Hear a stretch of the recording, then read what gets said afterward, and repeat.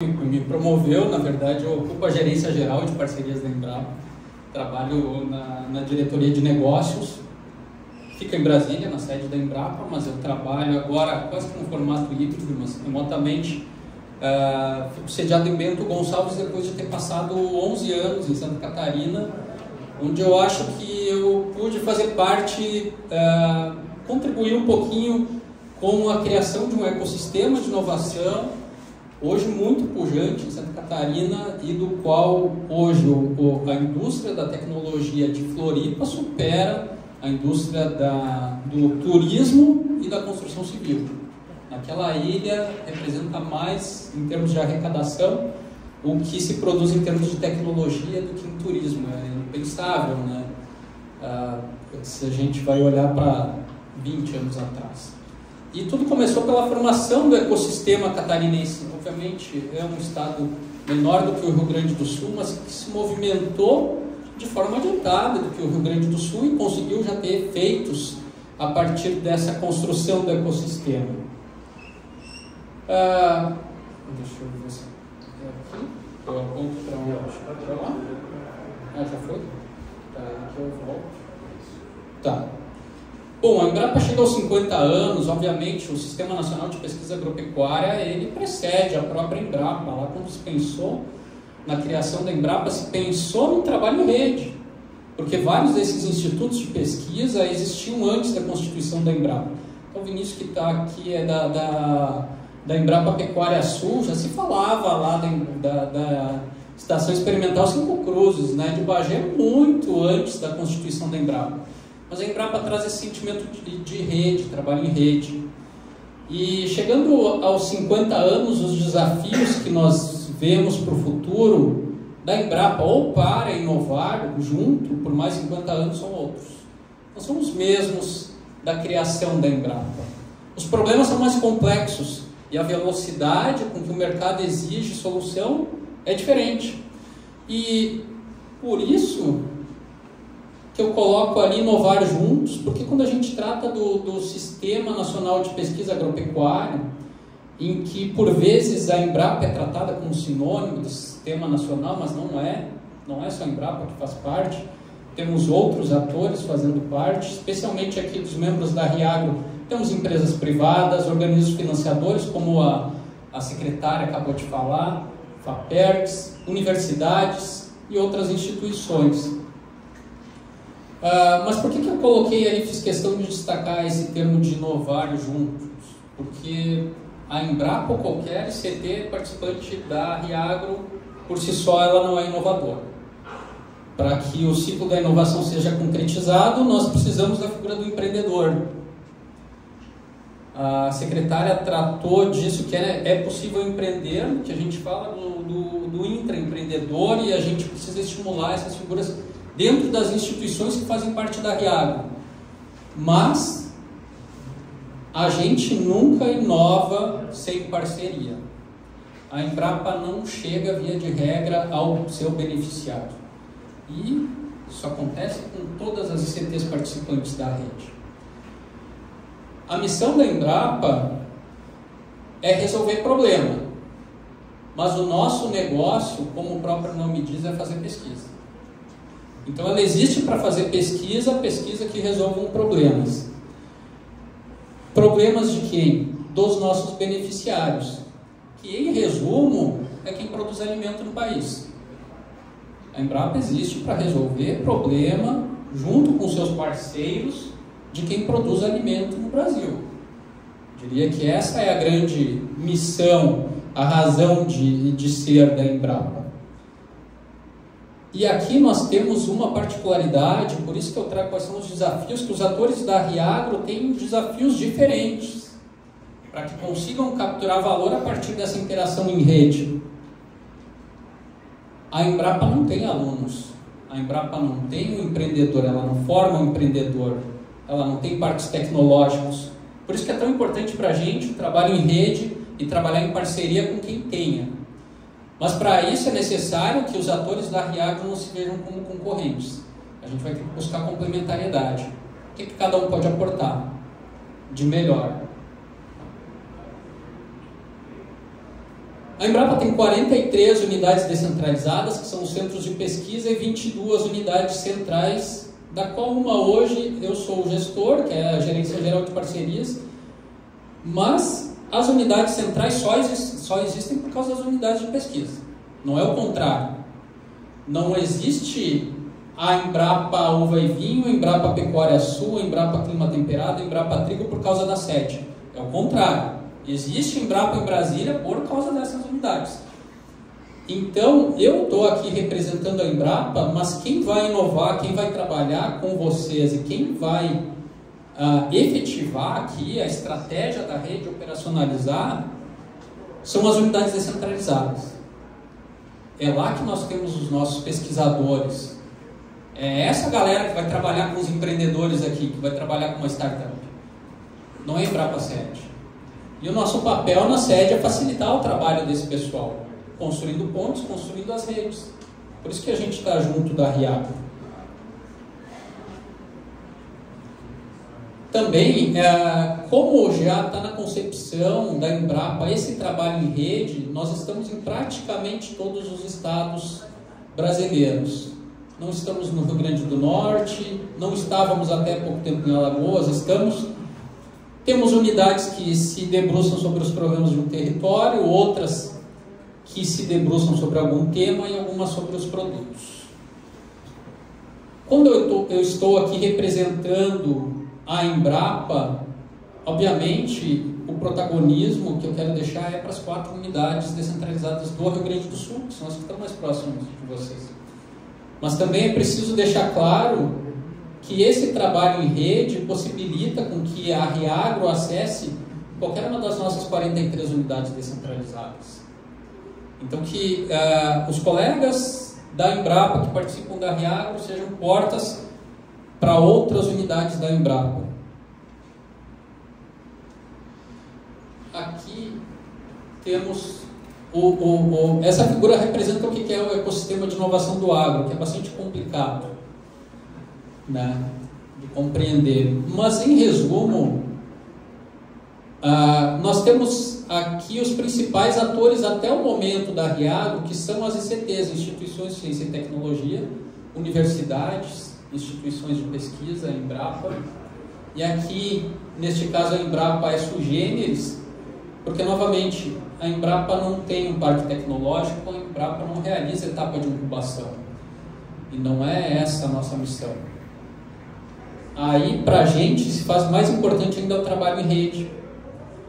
E como a criação da RIAGRO potencializa o nosso trabalho? Se, por um lado, nós aqui, representando a Embrapa, atuamos como porta para as 43 unidades, eu espero que a RIAGRO atue como portas para todo o ecossistema de inovação gaúcho também, para as 43 unidades da Embrapa. Eu não quero construir simplesmente que a RIAGRO me sirva para eu construir pontos somente com o Vivoc. Obviamente, as relações são pessoais e para isso, para que a gente aproxime as pessoas, a gente vai precisar construir pontes. Por outro lado, uma questão que depois eu vou tratar é qual o impacto que a criação de redes tem na dimensão do governo, na indução de políticas públicas. E por que se faz tão importante esse trabalho da RIAGRO? Eu não vou tratar, ao contrário do que o Vivoc falou, eu não vou apresentar aqui o Radar AGTEC, que vai ser lançado agora a nova edição em 2023, que mapeou 1.700, eu diria mais do que startups, até iniciativas de inovação, porque tem algumas que nem são empresas constituídas ainda, algumas deixaram de ser startups também, porque o que a gente espera é que não seja startup para sempre, né? A gente quer que vire a chave, né? Que vire uma empresa sólida. A gente começou mapeando quais são os ambientes com os quais a Embrapa se relaciona. Isso a gente fez esse trabalho no passado. A primeira etapa a gente perguntou para os nossos colegas das 43 unidades descentralizadas onde a Embrapa já está presente, com quem a gente está trabalhando, quais são os ambientes. E no Sul, a resposta foi que a Embrapa, as nossas unidades aqui do estado, se relacionam com 10 diferentes ambientes. sendo 3 parques tecnológicos, 3 incubadoras, 2 hubs e um coworking. Dentre esses relacionamentos, a Embrapa Clima Temperado diz que se relaciona com 2 ambientes, a Uva e Vinho com 2, a Pecuária Sul com 1 e a Embrapa Trigo com 1 ambiente aqui do estado. Vejam que a Embrapa Agricultura Digital, que é uma das pensadoras do corredor de inovação do agro de São Paulo, se relaciona com 5 diferentes ambientes. Então aqui acende uma luz vermelha. Como é que a gente vai fazer para que as nossas unidades, os nossos pesquisadores, as nossas equipes se relacionem mais com os ambientes de inovação? Nos últimos anos, a Embrapa estimulou a constituição de projetos com o setor privado. A gente copiou o modelo Embrapi, em que a instituição privada aporta 1/3 do valor do projeto, a Embrapa aporta uma parte e tem uma contrapartida não financeira da Embrapa também, que é a nossa infraestrutura, a mão de obra e tudo mais. Nós chegamos a 25%, mais ou menos, da nossa carteira de projetos sendo executada com o setor produtivo. Associações, empresas privadas e cooperativas. Em termos de cofinanciamento dos projetos, isso também representa mais ou menos 25% do orçamento de projetos da Embrapa, mas consome só 10% do orçamento próprio. A gente capta mais ou menos, isso para a gente é extremamente vantajoso e para o empreendedor também, porque ele não custeia toda a atividade de P&D e, por outro lado, para cada real investido pela Embrapa, a gente captura R$ 2,50. Mas aqui isso do radar, e essa é uma preocupação que nós temos, é perceber como as nossas equipes de pesquisa vão capturar valor através desse relacionamento, nosso trabalho com as redes e com as agritechs. Isso daqui do radar do ano passado foi em um dos capítulos, foi tratado qual é a percepção de valor das agritechs em participarem. Isso daqui é do Agritech Valley, o Vale do Piracicaba, que hoje é o mais famoso ecossistema de inovação do Brasil. 81% falaram que qual a vantagem que eles viam era a visibilidade. Então começava a aparecer, a startup aparecia. Acesso a grandes corporações, 56%. Acesso a novos clientes, 36%. Ora, mas eu sou uma empresa de pesquisa. O que me interessa é isso daqui. É co-desenvolver soluções tecnológicas. E, em grande parte, por que nós, nos últimos 3 anos, nós não passamos essa marca de 25% de projetos com o setor produtivo? E acredito que isso passa por uma reflexão de o que nós estamos entregando para as nossas equipes de pesquisa, que efetivamente é quem vai botar a coisa para funcionar. Quando a secretária anuncia que vai ter 2,5 milhões para financiar projetos, não sou eu, nem a Tu, que vamos executar esses projetos de desenvolvimento. Se as nossas equipes de pesquisa não verem vantagem nessa relação, nesse financiamento, não vai ter projeto.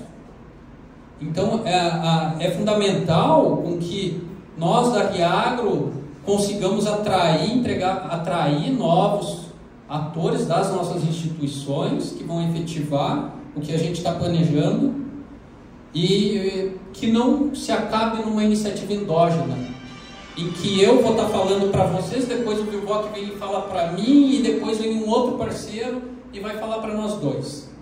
Precisamos atrair esses novos atores e entregar valor para eles. Da nossa relação que nós temos com o ambiente de inovação aqui, nós perguntamos para as nossas unidades descentralizadas qual o tipo de iniciativa que vocês têm com esses ambientes do Rio Grande do Sul. Só 2 projetos em cooperação. É muito pouco. Fica difícil atrair a minha equipe de P&D para trabalhar nessas iniciativas se não virar em projetos. Afinal, o pesquisador ele é treinado para escrever e executar o projeto.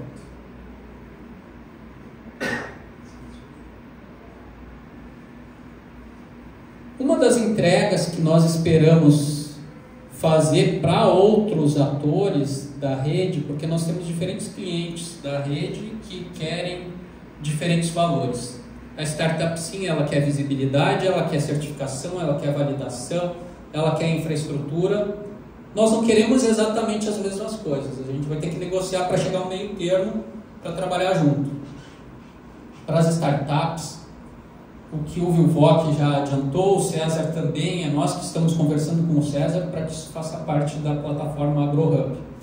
É oferecer para as startups membros da RIAGRO, então associadas aos parques tecnológicos da rede, uma metodologia de avaliação do grau de maturidade do seu empreendimento e que nós vamos validar agora no Radar AGTEC. Então já peço para todos preencherem, responderem o questionário. Isso vai fazer parte, no mínimo vai ajudar na visibilidade da startup, porque ela vai aparecer como participante lá em um dos capítulos do Radar AGTEC, que tem sido a principal base de dados de AGTECs do Brasil.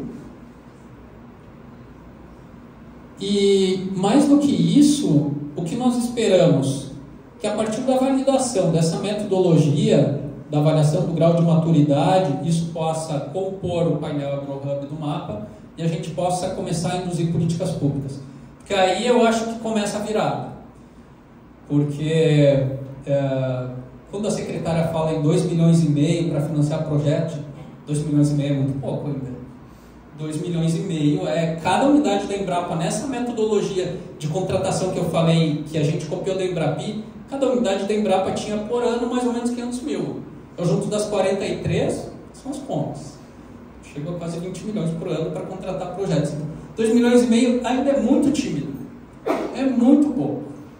Santa Catarina, quando a gente começou a ver o efeito, foi quando a gente começou a poder tomar as decisões. Então, um fato que eu acho que foi bem marcante foi a partir do momento em que, a partir da rede dos NITs de Santa Catarina, o presidente da FAPESC saiu da rede. Ele induziu 2 chamadas com mais ou menos 200 mil para cada NIT, para cada ICT, em 2 anos.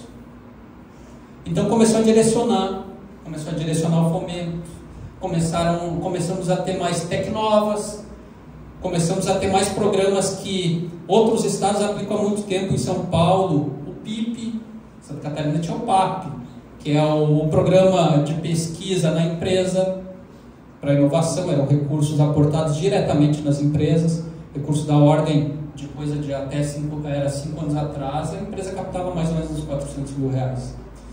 Então, mas é preciso a gente mostrar a nossa cara e começar a criar corpo, para que a gente possa aí sim ver um efeito concreto aqui. E para isso precisa todo mundo dar um pouquinho.